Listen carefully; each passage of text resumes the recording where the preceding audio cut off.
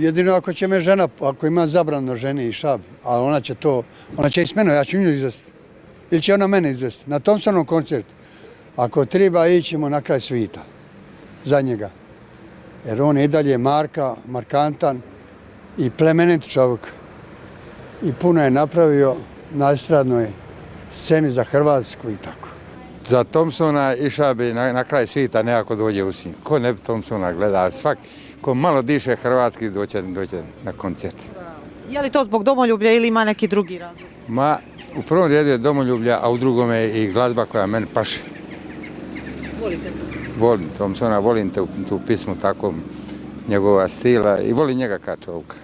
Naravno, to se ne propušta. Zašto ga volite? Zbog toga što je vrhunska osoba, domoljub i sve najbolje ono što se može izreći za Thompsona, to je Thompson. Odnosno za čovjeka što se može reći. Zato što je domoljub, što pjeva domoljubne pjesme i mislim da je to potrebno našem narodu hrvatskom koji je dao svoje, pogotovo ljudi koji su dali svoje živote za našu Hrvatsku. Bi vrlo rado zato jer imam dosta prijatelja s kojima ovako šetam i izlazim i dosta slušamo njegove pisme i jako su lipe i dubokoumne i možemo dosta o njima biti domoljublja i toga svega. Što vam se posebno sviđa, koja pjesma možda? Pa možda